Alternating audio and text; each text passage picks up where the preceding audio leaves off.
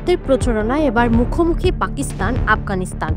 সম্মুখ যুদ্ধে পাকিস্তানের সাথে হেরে যাবার ভয়ে আফগানিস্তানকে ব্যবহার করছে ভারত, এমন গুঞ্জন ছড়িয়ে পড়েছে সবখানে। আর এই গুঞ্জনকে সত্যি ধরে নেবার যথেষ্ট কারণের সৃষ্টি করেছে ভারত। ভারত এতদিন ধরে যাদেরকে মুসলিম জঙ্গি বলে আসছিল, আজ তারাই হয়ে উঠেছে পরম বন্ধু, যা আন্তর্জাতিক রাজনীতিতে সংশয়ের জন্ম দিচ্ছে।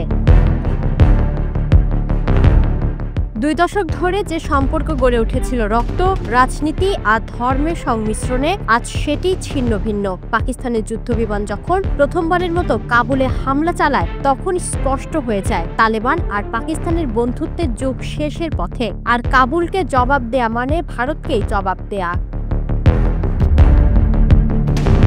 2021 সালে কাবুলে তালেবান সরকারের ক্ষমতায় ফেরা পাকিস্তানের জন্য ছিল এক বড় জয়। ইসলামাবাদ ভেবেছিল এটি হবে এক বন্ধুত্বপূর্ণ সরকার যা সীমান্তে শান্তি আনবে, কিন্তু বাস্তবতা হলো উল্টো। 2021 সাল থেকে পাকিস্তান জুড়ে হামলার মাত্রা বেড়েছে অদ্ভুতপূর্বভাবে। 2025 সালে প্রথম 9 মাসেই নিহত হয়েছেন 2400 জনেরও বেশি মানুষ। এই হামলাগুলো দায় পাকিস্তান দিচ্ছে পাকিস্তানি তালেবান বা টিটিপির ওপর, যাদের নেতারা এখন আফগানিস্তানে অবস্থান করছে। ইসলামাবাদের আশা ছিল তালেবান ক্ষমতায় এলে টিটিপি দেশ ছাড়বে, কিন্তু তারা বরং আরও সংগঠিত হয়েছে। তাদের দাবি সীমান্তবর্তী এলাকাগুলোতে আবার ইসলামী আইন ফিরিয়ে আনা। অন্যদিকে তালেবান বলছে টিটিপি পাকিস্তানের অভ্যন্তরীণ সমস্যা। যদিও 2022 সালে তারা মধ্যস্থতা করেছিল, কিন্তু সেই শান্তি আলোচনা ভেঙে যায় দ্রুতই। বর্তমানে আফগানিস্তানে অর্থনীতি ভঙ্গুর, আন্তর্জাতিক সাহায্য বন্ধ, জনগণ ক্ষুধায় জর্জরিত।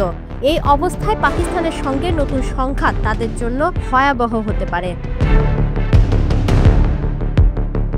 তবু উভয় পক্ষ থেকে নিজেদের অবস্থানে অনড়। পাকিস্তান তালেবান সরকারকে রেজিম বলে আখ্যা দিচ্ছে, হুঁশিয়ারি দিচ্ছে আরও হামলার।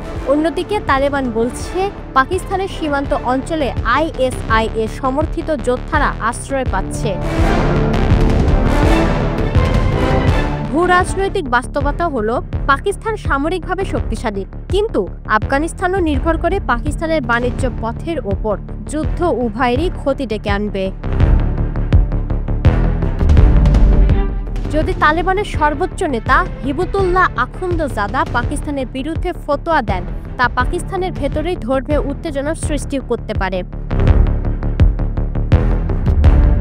বিশ্লেষকরা বলছেন মধ্যপ্রাচ্যে নিরপেক্ষ মুসলিম দেশ যেমন কাতার ও সৌদি আরব এই টানাপোড়েনে মধ্যস্থতা করতে পারে। ইতিমধ্যে কাতার ও সৌদি হস্তক্ষেপের তালেবানি পাকিস্তানের বিরুদ্ধে পাল্টা আক্রমণ বন্ধ রেখেছে। দুই দেশই জানে আরেকটি যুদ্ধ মানে অর্থনীতি, সমাজ ও মানবিকতার আরও ধ্বংস। কিন্তু যতদিন পর্যন্ত পারস্পরিক অবিশ্বাস ও অহংকারের দেয়াল ভাঙবে না, ততদিন আফগানিস্তান পাকিস্তান সীমান্তে শান্তির আলো দেখা যাবে না।